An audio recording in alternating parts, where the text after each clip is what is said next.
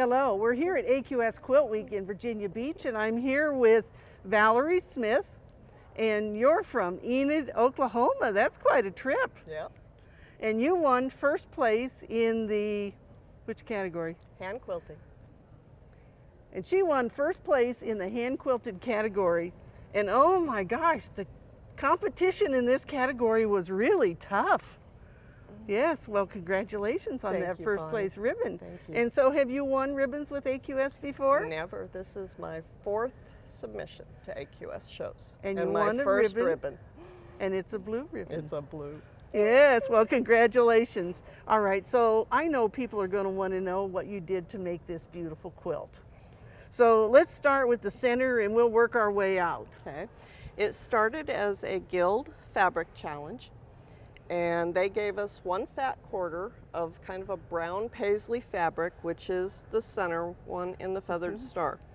At the same time, I actually acquired my first electronic quilt software package, which was EQ6 back in 2009. And I wanted to see if I could draft a double feathered star in EQ6. And that was going to be my challenge piece. I was going to make it a 30-inch table topper, and it was going to stop at this point. I got to that point, and my best friend gave me Ricky Tims's Baskets and Flowers Rhapsody series book, and these outer shapes and the applique within it, I fell in love with, and it went from 30 to 50. And so these were from Ricky's patterns. All of the applique shapes within here, these were kind of adapted from his book. They weren't exact replicas, but these are exact replicas from his book. And at the same time, my friend taught me a new method of applique. I had tried freezer paper applique, I had tried needle turn applique, and I hated applique. And when I tried the glue turn freezer paper, or the wash away paper, CT Publishing is the manufacturer of that, I went, this is something I can do. I don't enjoy it, I don't love it, but I can do it. Because you didn't have to turn those edges. The edges were already turned down. And so all of the applique, the swirls, the flowers, everything here is done with the wash away paper. Well, do you know what? That just goes to prove that people, if they don't like one technique, they need to try something different, because we all find one that fits us better. One of my early mentors in quilting back 20 years ago, her mantra was, you've got to grow.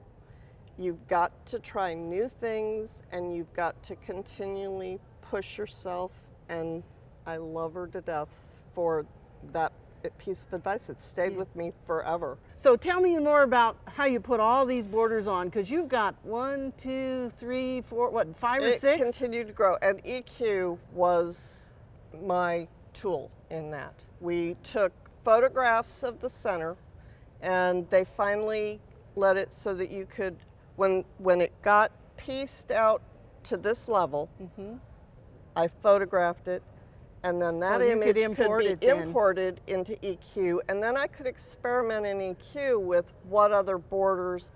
And my true love, even though I'm a hand quilter, I love paper piecing. And all of the feathered star and the outer border are all paper pieced with Carol Dokes's paper, and EQ was my way of experimenting with be able to print that out. And then in EQ, each segment of that outer arc, and within here, because this is a band, that's a band, and that's a band, the paper piecing papers got printed out of EQ in the exact size, because after measuring, I could get the exact breakdown of what they should be. So you knew it would fit then when you put it on your quilt. Correct. Well, and so then you added more applique on the outer border there, almost outer border. And the burgundy was where it was supposed to end. And I had it 100% quilted out to the burgundy, and I had switched beds in the process. In the 8 years it took to make the quilt, the mattress had changed, and I threw it on the mattress and went, it's too not big small." enough. It's not going to fit. So that's when the next, the blue with the circle outer border finally went on to get it big enough so that it wouldn't show my box spring. Well, and your hand quilting is just beautiful. Thank And you. you've done a lot of different designs to kind of complement what you've done in your Yep. piecing and applique. It certainly is a beautiful quilt, and I hope that you will enter some more quilts I will. because now you know you can be a winner, don't Yes. you? We love AQS.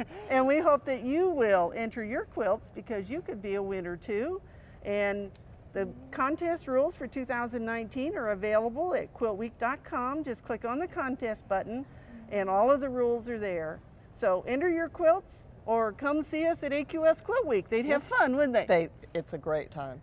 Yes. And so we'll see you soon at an AQS QuiltWeek event.